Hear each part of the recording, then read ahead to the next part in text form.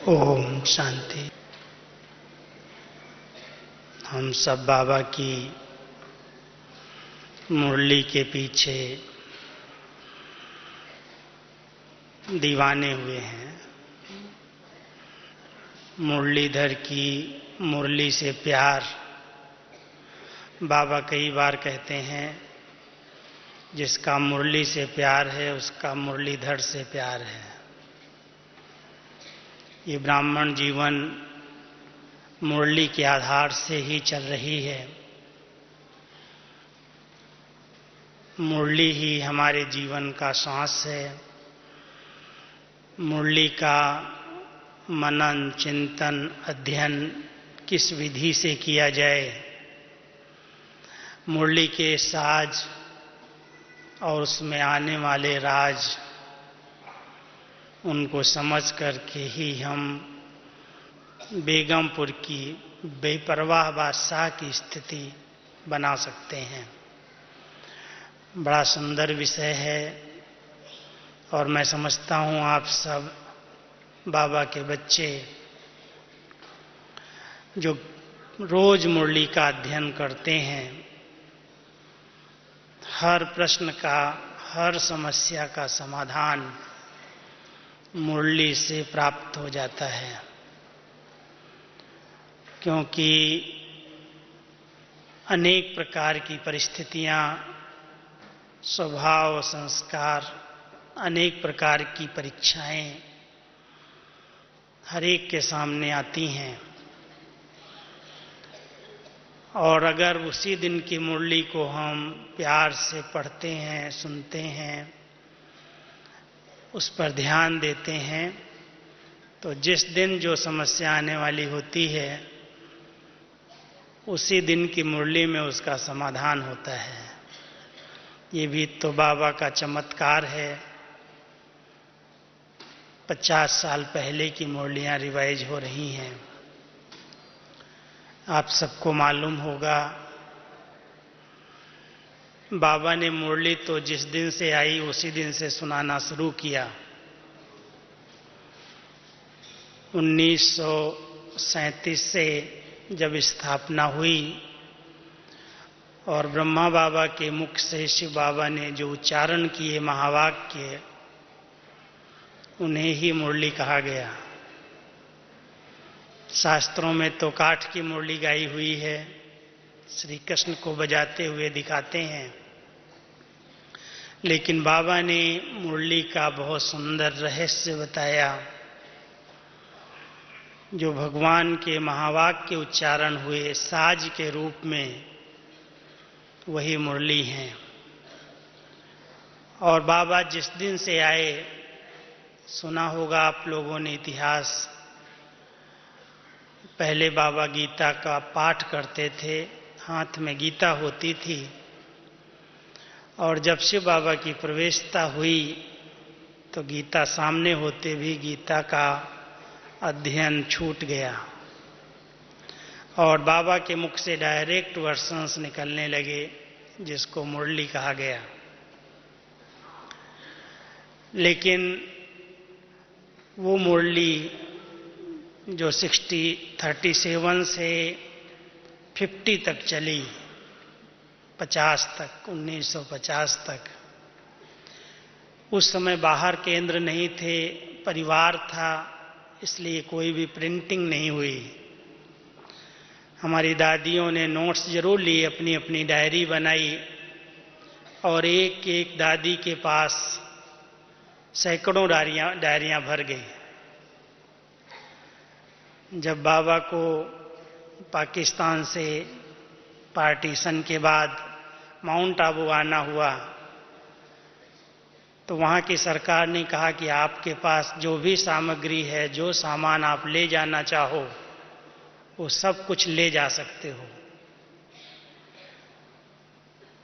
तो जो सामान जरूरी था, जरूरी जो खान पान का सामान था, ड्रेस वगैरह थी, और जो घर का सामान था जरूरी, एक स्टीमर भर करके पूरा ही फुल स्टीमर 350-400 भाई बहनों के साथ कराची से ओखा बंदर पर आया।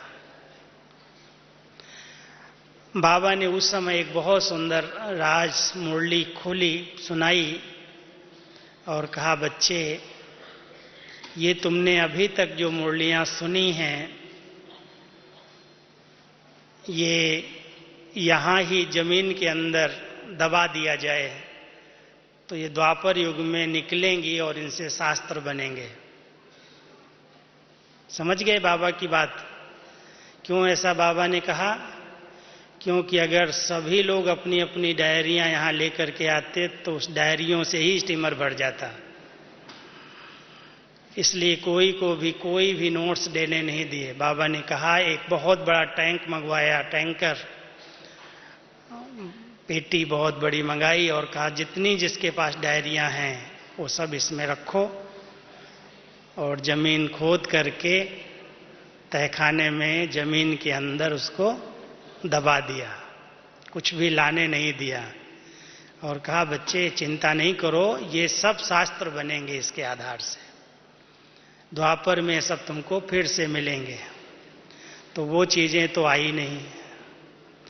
फिर भी धीरे धीरे भारत के अंदर 52 से सेवाएं शुरू हुई और बाबा की मुरलियां चलना शुरू हुई, तो भी प्रिंटिंग नहीं होती थी। नोट्स लेते थे और हाथ से ही लिख करके बहनों को, 2-4 बहनें 10 बहनें जो बाहर गई सेवाओं पर पहले पहले, उनको नोट्स भेजते गए।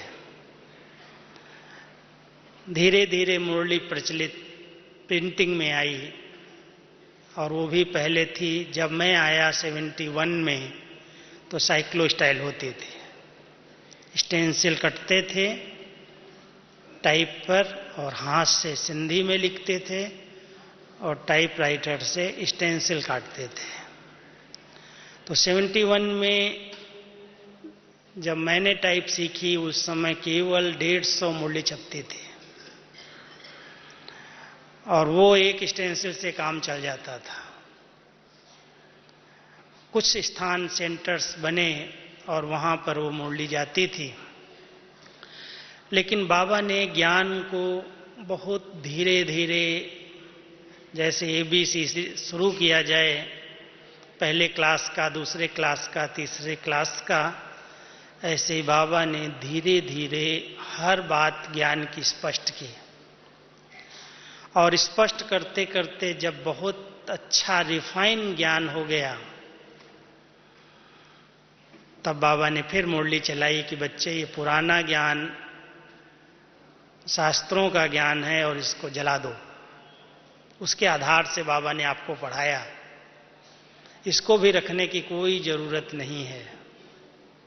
और वो समय था 62-63 के अंदर ऐसे मुरलियां चली बाबा की, जो बाबा ने कोई के पास मुरलियों का स्टॉक रखने नहीं दिया। कोई ने छिपा करके रखी थी थोड़ी बहुत, लेकिन बाबा की मुरलियां थी, बच्चे अभी ज्ञान रिफाइन होता जा रहा है, इसलिए पुराने ज्ञान की कोई जरूरत नहीं है। और बाबा जब अव्यक्त हुए 69 के अंदर, तो रिफाइन ज्ञान की मुरलियां 63 से 68 तक, 18 जनवरी को तो बाबा अव्यक्त हो गए, 18 दिन की मुरली 69 की, और बाकी हैं हमारे पास केवल 5 साल की मुरलियां। और वो मुरलियां जो अभी रिवाइज की जा रही हैं, कई बार रिवाइज हो चुकी हैं, लेकिन उसमें प्रश्न उत्तर, वरदान, स्लोगन, सार, जो भी इसमें एडिशन है, ओम शांति के बाद नमस्ते तक बाबा की मुरली गीत बजता था और गीत से मुरली शुरू होती थी और याद, प्यार, गुड मॉर्निंग और नमस्ते करके बाबा फुल स्टॉप कर देते थे। लेकिन हमारी दादी जी के अंदर एक बहुत अच्छी प्रेरणाएं आती थीं और जब मुरली सुनाती थी तो दादी जी की मुरली सुनने के लिए सब बहुत चातक रहते थे। वो ज्ञान डांस होता था। ऐसी ज्ञान डांस होती थी जो सभी के अंदर लहर आती थी, क्लास के अंदर उमंग उत्साह आ जाता था। तो दूसरे लोग कहने लगे, दादी जैसे मधुबन में मुरली आप सुनाती हो ऐसे हमारे सेंटर्स पर भी होनी चाहिए। तब फिर दादी जी ने मुरली के बीच बीच में प्रश्न उत्तर सार लिखाना शुरू किया। ये 76-77 के बाद पहले 1-2 लाइन एडिशन हुई, फिर क्वेश्चन आंसर निकाले गए, ताकि क्लास के अंदर सभी को कुछ न कुछ नवीनता मिलती रहे और क्लास कराने वाले को अधिक चिंतन न करके उस पर ही अगर ध्यान दिया जाए तो मुरली की मूल बातें, मुरली के राज, मुरली की धारणाएं, मुरली की विशेष प्रेरणाएं सार में, क्वेश्चन आंसर में और धारणाओं में लिखी जाएं। ये दादी जी ने शुरू कराया और तब से लेकर के अभी तक मुरली के अंदर ये बातें लिखी जा रही हैं। वरदान बाद में शुरू हुए, काफी समय के बाद, 88 के बाद। अब बाबा की मुरली में ऐसे कौन कौन से राज हैं और बाबा की मुरली का मूल इसेंस क्या है, जिसको अगर हम अपने जीवन में धारण करते जा रहे हैं तो उसकी बहुत सुंदर निशानियां दिखाई देती हैं कि किसी भी प्रकार की हलचल नहीं, किसी भी प्रकार का टेंशन नहीं, किसी भी प्रकार की चिंता नहीं, फिक्र नहीं, क्योंकि बाबा ने हर एक बात का, जो कुछ घट रहा है, जो घटनाएं हो रही हैं, उन सब के पीछे बहुत सुंदर कल्याण का ज्ञान दिया है। इस ड्रामा की, कल्याणकारी ड्रामा के राज को समझ करके चलना, ज्ञान को ऐसे यूज करना जैसे ज्ञान एक लाइट है और उस लाइट को अगर हम सदा साथ रखते हैं, अगर आप अंधेरे में जा रहे हैं और आपके पास टार्च है, टार्च का प्रयोग कर रहे हैं तो ठोकर नहीं लगेगी, उसको सहज पार कर लेंगे। तो ये ज्ञान की टार्च बाबा की मुरलियों में जो समझ है आत्मा की, परमात्मा की, हर आत्मा के पार्ट की, बने बनाए ड्रामा की, अगर इसको हमने गहराई से मनन चिंतन किया है, सिर्फ सुना नहीं है, साज सुनने में मजा आता है, लेकिन साज को सुन करके उस पर मनन किया, चिंतन किया, उसे अपना जीवन का अंग बना लिया, तो कभी भी किसी भी ज्ञानी तु आत्मा को ठोकर नहीं लगेगी। हर परिस्थिति का समाधान मुरली के अंदर सहज ही प्राप्त हो जाता है। इसलिए ज्ञान माना समझ, और वो समझ ये है, इसको मैं दूसरे शब्दों में कहूं, समझ इसलिए मिल रही है कलयुग के अंत में कि हे आत्माएं, अब वापस जाने का समय है।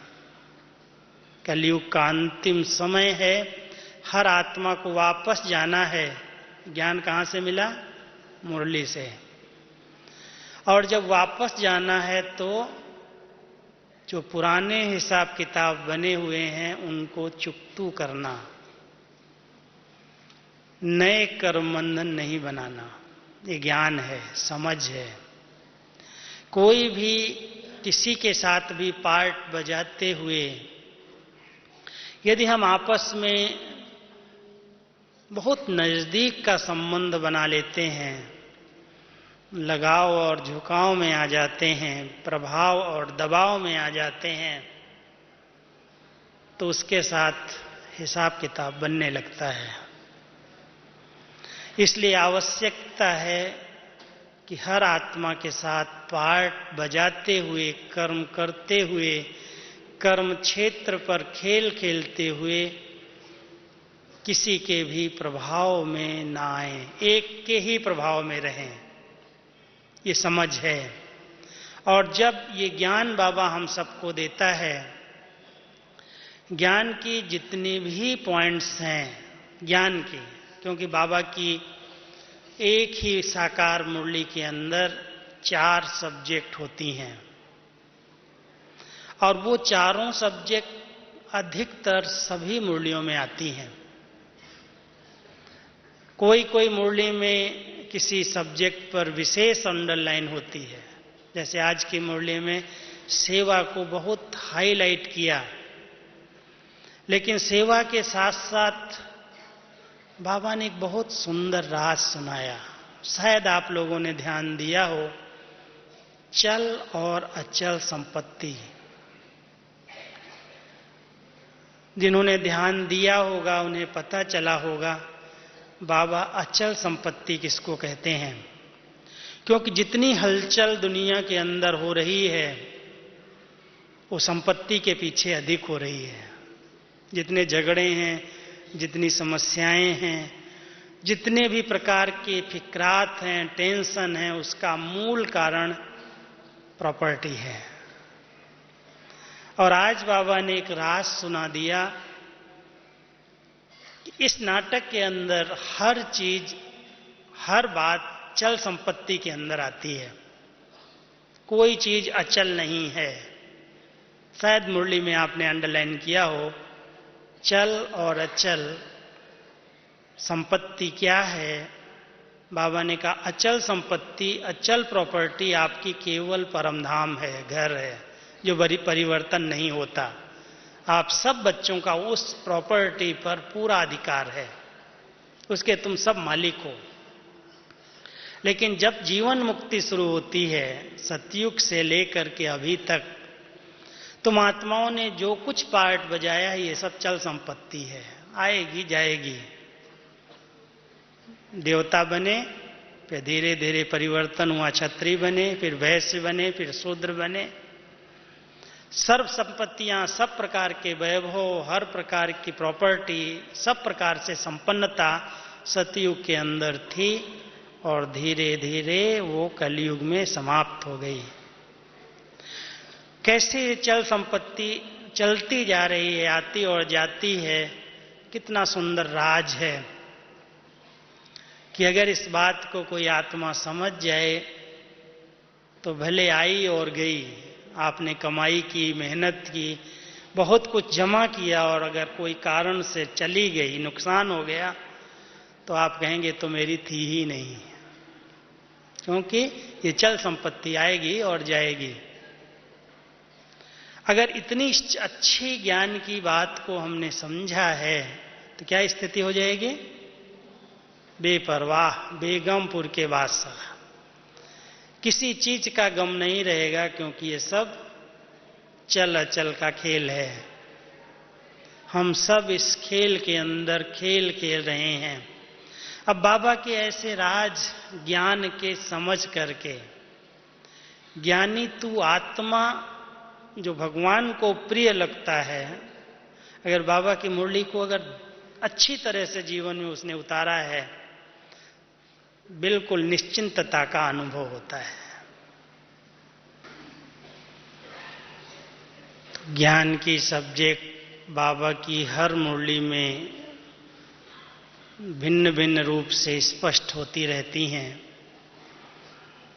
कभी बाबा परम धाम घर का ज्ञान देता, कभी हर आत्मा के पार्ट का ज्ञान देता, आत्मा का ज्ञान, परमात्मा का ज्ञान, पुनर्जन्म का ज्ञान, सर्वव्यापी का ज्ञान, बहुत अच्छी तरह से एक एक बात मुझाया नहीं है, स्पष्ट बताया है।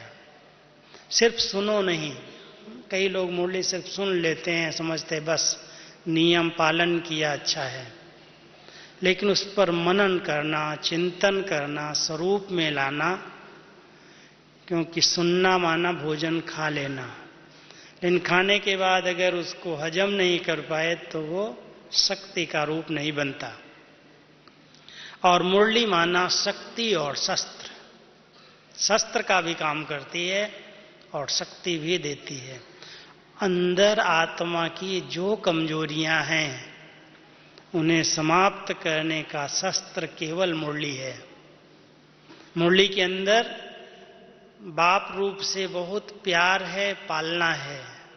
मीठे बच्चे, लाडले बच्चे, सिकीलधे बच्चे, बहुत बच्चे बच्चे का साज मुरली बजाती है, बहुत प्यारी लगती। बाबा कितना प्यार से बच्चे बच्चे कह करके कोई बड़ी बात भी प्यार से कह देता है। बाप रूप से पालना दे रहा है और शिक्षक के रूप से एक एक बच्चे को त्रिनेत्री और त्रिकालदर्शी बना रहा है। तीनों कालों का स्पष्ट ज्ञान और सतगुरु रूप से श्रेष्ठ मत, श्रीमत के रूप में क्या करना है क्या नहीं करना, किन कर्मों से सद्गति होगी और किन कर्मों से दुर्गति होगी, बहुत स्पष्ट रीति से मुरली के अंदर बाबा पढ़ा रहा है। तो ज्ञान की सब्जेक्ट को अगर मनन चिंतन किया है, स्वरूप में लाया है, तो ज्ञान की रोशनी जिसके पास है वो बंधन मुक्त बनता जाएगा, कर्म बंधनों में बंधेगा नहीं, फंसेगा नहीं, और जो बने हुए बंधन है वो ज्ञान की कैंची से काटता जाएगा। दूसरी सब्जेक्ट है योग, जिससे बुद्धि की लाइन क्लीन और क्लियर होती जाती है। जब कोई क्लीन चीज होती है, स्पष्ट होती है, स्वच्छ होती है, तो उसमें हर चीज यथार्थ दिखाई देने लगती है। अपने आप को भी हम पहचान सकते हैं, मैं जो हूं, जैसा हूं। कितनी स्टेज हमारी बढ़ी है आगे बाबा का बच्चा बनने के बाद, वो स्पष्ट दिखाई देने लगती है, क्योंकि स्वच्छता स्पष्टता का अनुभव कराती है। जब आत्मा जितना याद के अंदर रहती है, योग अभ्यास करती है, तो उसकी स्टेज तमो से सतो और सतो से सतो प्रधानता तक पहुंचती जाती है। तो मैं समझता हूं आप सब इस बात को चेक करेंगे। जब मैं बाबा का बच्चा बना, जब इस योग का मुझे पता नहीं था, तब के संकल्प, तब की विचारधाराएं, तब के स्वप्न कैसे थे, और जब से मैं बाबा का बच्चा बना उसमें कितनी प्रोग्रेस हुई। तमो से रजो, रजो से सतो और सतो से सतो प्रधान स्टेज कहाँ तक बनी है, वो बनती है योग से। योग की सब्जेक्ट पर इसीलिए बाबा जोर देते हैं क्योंकि आत्मा जिस प्रकार से ऊपर से उतरी थी, संपूर्ण पावन, संपूर्ण स्वच्छ, कोई भी कर्म बंधन नहीं, कोई भी हिसाब किताब नहीं, कोई भी संस्कार स्वभाव नहीं, उसी स्टेज को प्राप्त करने के बाद ही हम वापस जा सकेंगे। उसके लिए बाबा कहता बच्चे तपस्या करो, ज्वालामुखी योग करो, पावरफुल योग करके अपने संस्कारों को भस्म करो, परिवर्तन करो। लेकिन योग माना प्यार की अग्नि, वो आग नहीं है कोई जलाने वाली, ये लगन की अग्नि है, प्यार की अग्नि है। और जितना हमारा बाबा के साथ जिगरी प्यार बढ़ता जाता है, बहुत है बच्चों का बाबा से प्यार, लेकिन एक है ऊपरी प्यार, बाबा ने मुझे ये दिया, बाबा ने मुझे ये दिया, लेकिन एक है जिगरी, जैसे बाबा ने मुझे क्या से क्या बना दिया, कहां से कहां ले आया, क्या था क्या बना। और जितना बाबा से जो जो प्राप्तियां हुई हैं संगम युग पर, अगर हम उन प्राप्तियों का चिंतन करते हैं, उनका सुमिरन करते हैं, तो प्यार इमर्ज होता, और प्यार ही योग का मूल आधार है। पहले न्यारा बनना है इस देहभान से, जितना जितना आत्मा इस देहभान से न्यारी बनती जाती है, आत्मिक स्थिति में स्थित रहती है, उतना वो सब की प्यारी बनती जाती है। और न्यारे प्यारे का बैलेंस उसको योगी तू आत्मा बना देता है। और जितना योग अच्छा होता जाता है, उतना बाबा की एक एक बात बहुत स्पष्ट ऐसे लगता है, यही मुरली मैंने इतने साल पहले पढ़ी सुनी थी, लेकिन ये बात मुझे शायद नहीं मिली अभी, कई लोग कहते हैं भाई साहब हम तो 15 साल से मुरलियां सुन रहे हैं, 3-4 बार रिवाइज हो गई होगी, लेकिन आज जो मुरली में शायद आपने एडिशन किया है। कोई एडिशन नहीं होती, मुरली के बीच में कोई एडिशन करने की जरूरत नहीं है। लेकिन जितनी आत्मा की स्टेज पवित्र होती जाती है, स्वच्छ होती जाती है, तो कहते हैं शेरनी का दूध सोने के बर्तन में ठहरता है। ये जितना बुद्धि सोना बनती जाती है, पवित्र बनती जाती है, बाबा का ज्ञान उतना अच्छी तरह से अंदर बैठता है। ऐसे लगता है कि सचमुच कितना अच्छा ज्ञान बाबा ने दिया है, कितनी अच्छी समझ दी, आज की मुरली कितनी अच्छी थी, जैसे आज ही सुनी हो। तो योग से आत्मा अपनी संपूर्णता को, अपनी सतो प्रधानता को प्राप्त करती जाती है। और तीसरी सब्जेक्ट धारणा की है। जब से बाबा व्यक्त हुए, बाबा ने इस सब्जेक्ट को विशेष हाईलाइट किया। साकार में ज्ञान और योग की हर पॉइंट को स्पष्ट किया। कोई मुरली में कोई भी बात ऐसी नहीं है जो अव्यक्त होने के बाद ज्ञान की बात स्पष्ट की हो। अव्यक्त मुरलियों में ज्ञान की बातें स्पष्ट हैं क्या? ज्ञान स्पष्ट नहीं किया। अव्यक्त मुरली के पहले ही साकार में ही बाबा ने ज्ञान और योग की फुल सब्जेक्ट कवर कर दी। लेकिन देखा कि बच्चों की धारणाएं अभी तक मजबूत नहीं हैं, इसलिए संपन्न बन करके ब्रह्मा बाबा ने अपने संपन्न स्वरूप से बच्चों को धारणाओं पर ध्यान खिंचवाया, जिससे एक एक बच्चे की धारणाएं पक्की हो जाएं। आप मुरलियों से देखें कितनी सारी बुक्स बनी हुई हैं। अगर आपका अमृत वेला ठीक नहीं है, आपको अमृत वेले बहुत मेहनत लगती है। शायद आपको मालूम हो, हमारे लिटरेचर डिपार्टमेंट में केवल अमृत वेले के लिए बाबा ने कितनी बातें कही हैं, उसकी बहुत सुंदर बुक है, आप ले सकते हैं। बहुत अच्छी बनी हुई बुक है। अभी तक 69 से अब तक अमृत वेले को शक्तिशाली कैसे बनाएं, उसकी एक अलग बुक बनाई गई है। हमारी धारणाएं कितनी ऊंची होती जाएं, पवित्रता की स्टेज किसको कहा जाता है, उस पवित्रता के ऊपर भी एक अलग बुक बनाई गई है। कर्मातीत स्थिति क्या है, फरिश्ता स्थिति क्या है, अव्यक्त स्थिति क्या है, बीज रूप स्थिति क्या है, इनकी छोटी छोटी बुक्स लिटरेचर डिपार्टमेंट में है। जिनको अध्ययन करने का शौक है, मैं कहता हूं ब्राह्मण आत्माएं अपने मन को अगर कंट्रोल में रखना चाहती हैं, व्यर्थ से मुक्त होना चाहती हैं, तो जितना हो सके ऐसी ऐसी पुस्तकों का बार बार अध्ययन करो, मन को बिजी करो। दूसरी दुनिया की किताबें पढ़ने की जरूरत नहीं है। बाबा का इतना अच्छा साहित्य है।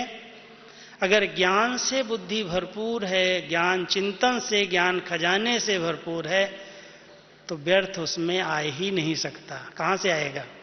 समर्थ संकल्पों का खजाना बाबा की मुरली में मिलता है।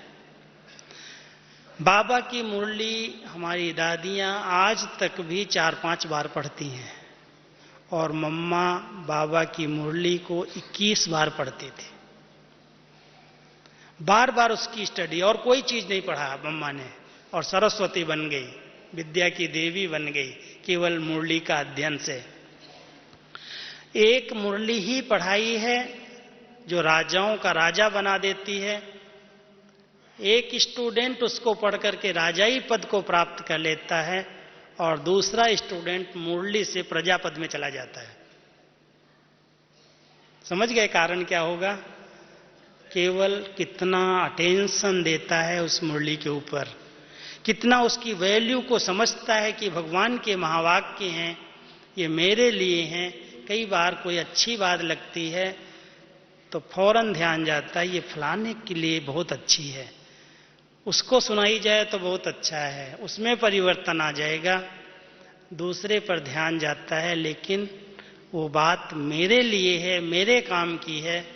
अगर इस तरह से उसको यूज किया जाए, ये जो बात आज बाबा की मुरली में आई, ये केवल मेरे लिए है, तो मेरे जीवन में परिवर्तन दिखाई देगा। नहीं तो सुनेंगे और दूसरों को ध्यान देंगे, बुद्धि दूसरे की तरफ चली गई, माना वो हमने ऊपर से सुनी और बाहर कर दी। तो धारणा की सब्जेक्ट डबल लाइट बनाती है। जिसकी धारणाएं अच्छी हैं बहुत हल्के हो जाते हैं, बिल्कुल लाइट, कोई गम नहीं रहता, कोई चिंता नहीं रहती, कोई फिक्र नहीं रहती। और जो धारणाओं पर ध्यान नहीं दे पाते, जिनकी धारणाएं कच्ची पक्की हैं, वास्तव में वो ब्राह्मण कहला भी नहीं सकते, लेकिन भले बीके का बैज है, बीके कहला रहे हैं। धारणाओं पर ध्यान देने वाला ही सतयुग के राज्य पद का अधिकार प्राप्त करता है। सत्य धर्म की स्थापना इस समय की दिव्य गुणों की धारणा के आधार पर होती है। संगम युग पर इसलिए बाबा हम सबको, ब्रह्मा बाबा विशेष अव्यक्त होकर के 43 साल से हम बच्चों के ऊपर मेहनत कर रहा है, हमारी धारणाओं को परफेक्ट बनाने के लिए। आप देखेंगे मुरली के अंदर धारणाओं पर कितना जोर है, चाहे वाणी की मधुरता के ऊपर है, कम बोलो, धीरे बोलो, मीठा बोलो, अच्छा बोलो, बोल के ऊपर कितना ध्यान है, शक्तियों के ऊपर कितना ध्यान, गुणों पर कितनी सारी मुरलियां चली हैं। एक बार हमने एक बुक बनाई जिसमें 84 टॉपिक्स पर, सिर्फ धारणाओं पर अलग अलग पॉइंट्स, सत्यता के ऊपर, निर्भयता के ऊपर, हर्षित मुक्ता के ऊपर, जितने गुण हैं और जितनी शक्तियां हैं उनके ऊपर बाबा ने कितनी मुरली के अंदर बातें सुनाई हैं।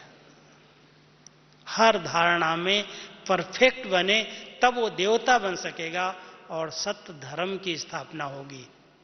तो बाबा ने इसी मुरली में धारणा की बातें साकार में भी दी, लेकिन अव्यक्त रूप से विशेष धारणाओं पर ध्यान खिंचवाया। और राजधानी की स्थापना के लिए, क्योंकि राज्य की स्थापना हो रही है, प्रजा, नौकर, चाकर, दास, दासियां, राजे, महाराजाएं, प्रिंस, प्रिंसेस, बहुत बड़ी राजधानी बन रही है। उस राजधानी का आधार सेवा है। जितना जो आत्माएं अपने अंदर दिव्य गुणों को धारण करती जाती हैं, वो सेवा के बिना नहीं रह सकती। जो ग्रहण किया है वो बिना दिए नहीं रह सकती।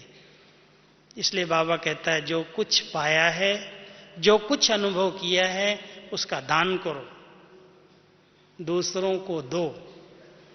अगर वरदान चाहिए, बड़ी अच्छी बात है, नोट करना, अगर बाबा से वरदान चाहिए तो दान करने का संस्कार डाल लो।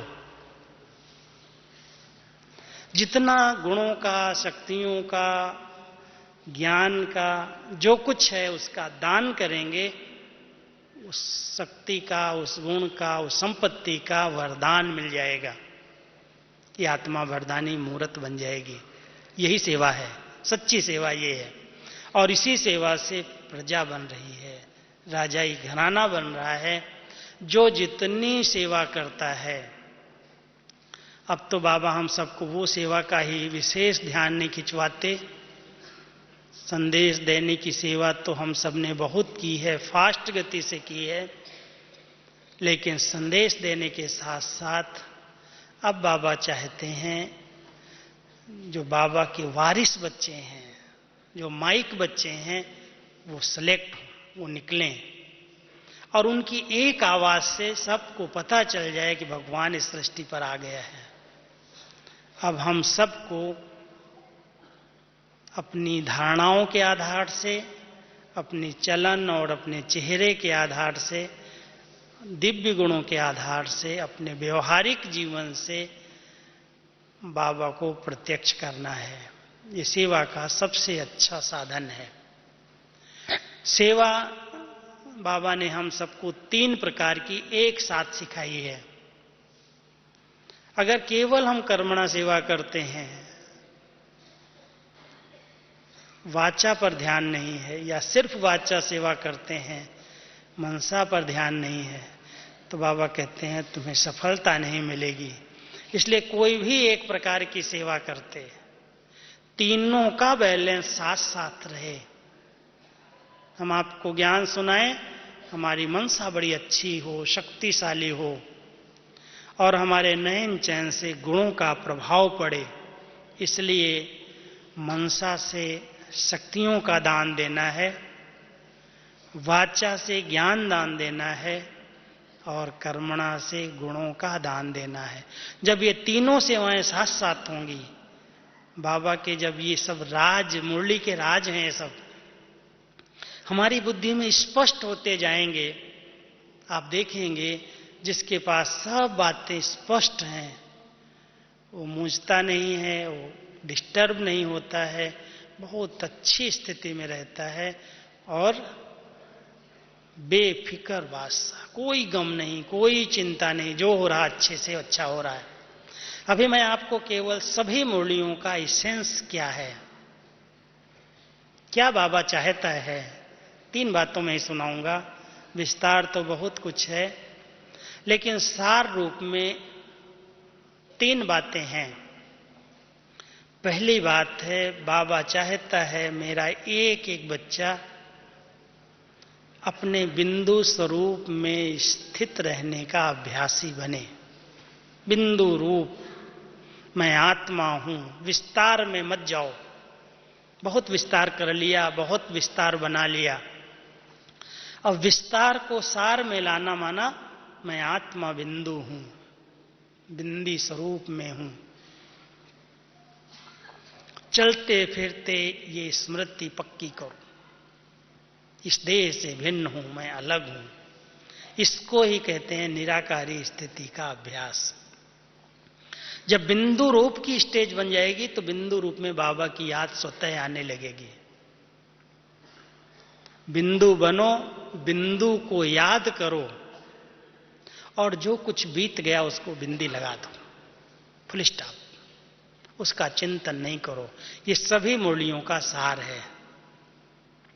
अगर हम इस सार को समझ जाएं, क्योंकि जितनी परेशानियां हैं, जितनी प्रकार के तनाव हैं, टेंशन है, या कोई व्यक्ति पास्ट का चिंतन कर रहा है, मेरे साथ ऐसा हुआ, मेरे साथ ऐसा हुआ, मेरा ये हो गया, मेरा ये हो गया, परेशान है। पास्ट की बातें उसको परेशान कर रही हैं, या फिर आने वाले कल की बहुत चिंता लगी हुई है, पता नहीं कल क्या होगा। और बाबा ने हमें सिखाया है, बीती को चितवो नहीं, कल की चिंता नहीं करो। क्या करो? वर्तमान में जीना सीख लो, वर्तमान को अच्छे से अच्छा बनाओ, प्रेजेंट में प्रेजेंट रहना सीख लो, तो बाबा प्रेजेंट दे देगा, इनाम दे देगा। अगर बाबा का इनाम चाहिए तो वर्तमान, आज का दिन मेरा अच्छे से अच्छा बीते, आंख खुलते ही संकल्प करो।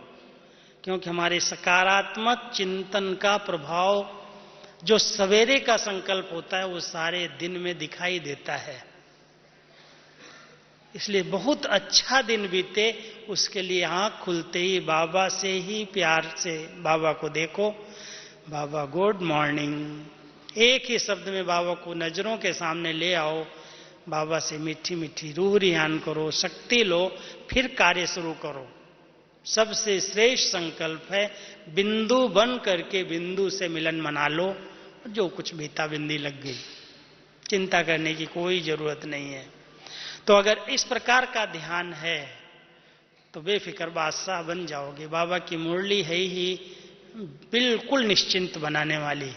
लेकिन सुनने की विधि पर ध्यान देना। अब विधि मैं आपको 5-7 मिनट में सुना देता हूं, क्योंकि लोग जो सुनाने वाली बहनें हैं, जो सुनाने वाले भाई हैं, मुरली सुना रहे हैं, उनके साज की तरफ से, उनकी आवाज की तरफ से आकर्षित होते हैं। ये बहन बड़ी अच्छी मुरली सुनाती है, ये सुनाना इसको नहीं आता है।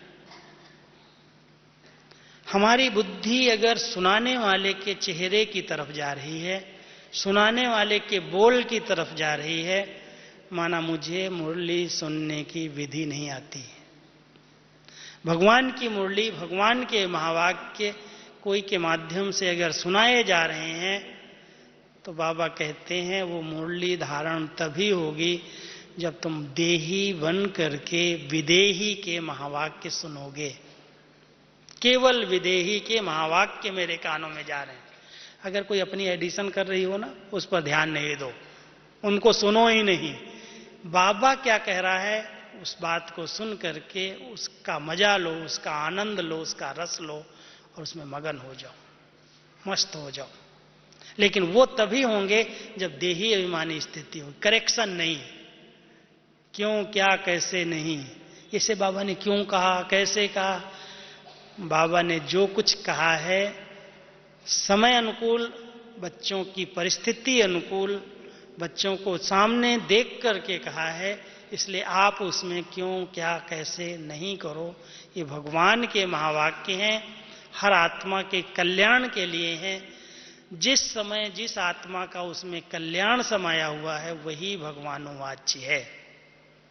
अकल्याण हो ही नहीं सकते, क्योंकि एक कल्याणकारी बाप के वर्षंश हैं। लेकिन सुनने की विधि जरूर ध्यान रखना। अगर बाबा कहता है बच्चे तुम आत्मा हो, आत्मा समझ करके मुझे याद करो, ये सुन रहा हूं, तो उसकी विधि ये है मैं आत्मा बन करके सुनूं। आत्मिक स्वरूप में स्थित होकर के अगर आत्मा की बात सुनेंगे तो अंदर चली जाएगी, समा जाएगी। बाबा परम धाम की बातें कर रहा है, ऐसा घर है, बिल्कुल शांति है, बहुत कोई हलचल नहीं है, आत्माएं वहां बिंदु रूप में रहती हैं, वहां उल्टा झाड़ है, बाबा ऊपर है, आत्माएं नीचे हैं, सारा वृक्ष नीचे है। परम धाम की बातें मुरली में आ रही हैं। आप पहुंच जाओ परम धाम में, उस स्वरूप में बैठ जाओ कि मेरा बाबा के कितना समीप में स्थान होगा, कहां पर मैं उस झाड़ में हूंगा। और वो सुन करके उस स्वरूप में बैठ गए तो आपको परम धाम का अनुभव होने लगेगा। फिर बाबा सूक्ष्म वतन की बातें कर रहा है, सूक्ष्म वतन में चले जाओ। फिर स्वर्ग की बातें आ रही, स्वर्ग में ये होगा, ये होगा, ये होगा, बहुत सारी बातें बाबा स्वर्ग की सुनाता है मुरली में। पहुंच जाओ स्वर्ग में। हम ही तो थे, और कोई था क्या? आप लोगों ने स्वर्ग देखा है? नहीं। यहां जो आता है वो कहते हैं मैंने मधुबन को देखा तो स्वर्ग को देख लिया। आप सब आते आते शायद पुराने हो गए इसलिए नहीं लगता होगा। ऐसा है क्या? लगता है? क्योंकि यहाँ की व्यवस्थाएं, यहाँ की कारोबार देखते हैं, इतना प्यार देखते हैं, इतना खुशी का वायुमंडल देखते हैं तो अनुभव होता है हम तो भगवान के घर में, स्वर्ग में आ गए। लेकिन वो जो स्वर्ग है जिसकी बाबा महिमा करता है, पांचों प्रकृति के तत्व सतो प्रधान हैं, हर प्रकार के वैभव से संपन्न आत्माएं हैं। आत्मा अपनी संपूर्ण स्टेज में संपूर्ण पवित्र है, योग बल की संतान है। उस सतयुग की महिमा याद करते हुए उस खुशी में झूमने लगो। ऐसे ही जिस बात का वर्णन मुरली के अंदर आ रहा है, जिस विधि से आ रहा है, जिस सब्जेक्ट से आ रहा है, अगर वो उसी अनुभव में बैठ करके सुना जाए, उस स्वरूप बन करके सुना जाए तो मुरली अंदर समाती जाती है। तो ये मुरली भगवानोवाच्य है। साकार मुरली के अंदर कभी कभी ब्रह्मा बाबा बीच बीच में अपने अनुभव मिक्स करते हैं, मिक्स होती है।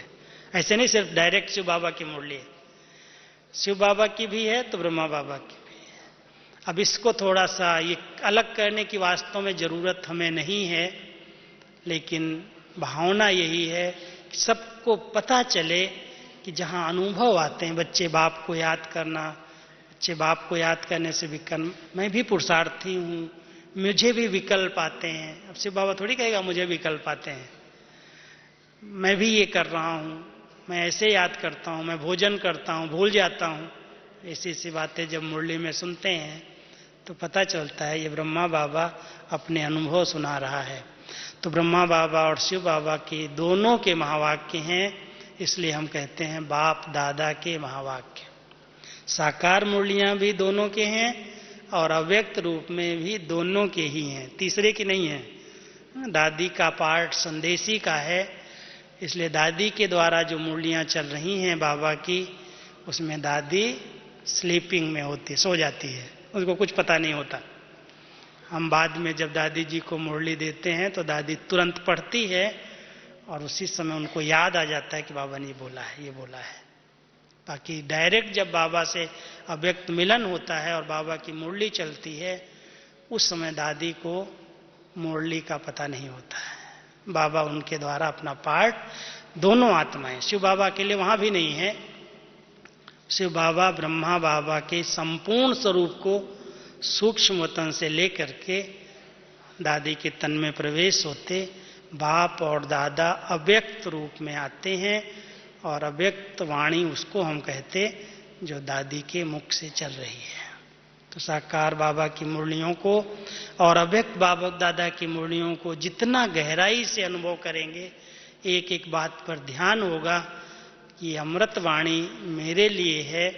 तो ये राज अगर समझ गए तो हर राज को जानने वाला क्या होता है, कभी नाराज नहीं होता, सदा राजी रहता है, प्रसन्न रहता है और उसके जीवन खुशनुमा बेगमपुर की बादशाही की बन जाती है। तो हम सब बाबा की मुरली से बेगमपुर के बादशाह, कोई गम नहीं, कोई चिंता नहीं। क्यों? क्योंकि हम हर राज को जान गए हैं, समझदार बन गए हैं। तो समझ करके सबके साथ पाठ बजाओ और बजाते हुए अपनी ऐसी निर्संकल्प निश्चिंत स्थिति बना लो। ओम शांति।